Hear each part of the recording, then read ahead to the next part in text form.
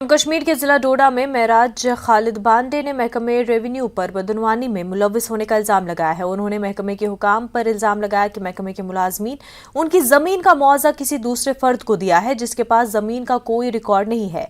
उन्होंने महकमे के अमले पर जमीन के रिकॉर्ड से छेड़छाड़ करने का भी इल्जाम लगाया है। आरटीआई मैंने डीसी ऑफिस में डाली, वहाँ पे भी उन लोगों ने जो है मेरी आरटीआई को जो है उसको गायब किया। वहाँ से पूरा रिकॉर्ड क्या कहते हैं रजिस्ट्री करके आरटीआई भेजी थी। वहाँ से जब मैंने उनको बताया फिर जाके उन लोगों ने मुझे वो आरटीआई का जवाब दिया, नहीं तो उन्हें वो आरटीआई भी जो है वो गायब की थी। आरटीआई में उन्होंने बता दिया है, एक बंदे का नाम दिया है, उसको 9,488 रुपये का मुआवजा फाइनल अवार्ड की जो है ये कापी मैंने आपको दिखाई, ये फाइनल अवार्ड है। तो इसमें उन्होंने 9,488 रुपये इसको कैसे इसके नाम का मुआवजा बना। अनंतनाग के पोशनाड़ी छतरगुल इलाके में म्युनिसिपल सेक्रेटरी की जानिब से मुबैना तौर पर दरिया में बैतुल-खुला की गलाजत डालने के खिलाफ लोगों ने एहतजाज किया। पुलिस स्टेशन में एक एफआईआर दर्ज कर ली गई। पुलिस ने इस सिलसिले में फिलहाल अफराद को गिरफ्तार कर लिया है।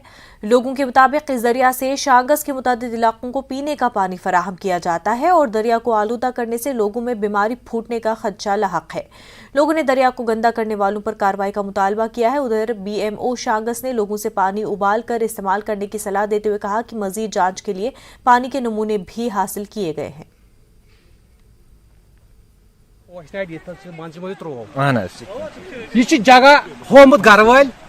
म्युनिसिपलिटी वाले योर पता सह खस गोनिक लट योर सा गाड़ी ये रात योर ये दुख मशीन मे वो बन कन बह जाना ड्राइवर ते मे ड्राइवर ते घर वोल ते गन अथ सो योत ड्राइवर योत क्या घर वोल ते गन अथ रात कुछ या कुन टंकी मन त्रोक क्या बलाई खोट लगो मोकरियर त्रोक दरियावस मन उतर 12 बज रात ये जिरात जलबट जिरात मन प्रेस्टल वाले वन यह सो मलबू वलबू तम डाइपर वाइपर अमिस मकान सत त्रोक पे द्राय तम सल वह यह गलत गसन यह गोस जबरदस्त कानूनी कार्रवाई गहन खतर। डिप्टी कमिश्नर कुपवाड़ा डॉक्टर सागर दत्तात्रेय ने एक प्रेस कॉन्फ्रेंस की। उन्होंने कहा कि साबिक फौजियों के लिए हर कर रही है और उन्हें मुख्तलिफ स्कीमों के जुमरे में लाकर उन्हें फायदा पहुंचाने की कोशिश की जा रही है, जबकि वीर नारियों के लिए भी सरकार मुख्तलिफ प्रोग्रामों का इनेकाद कर रही है ताकि उन्हें किसी तरह की मुश्किलात का सामना न करना पड़े।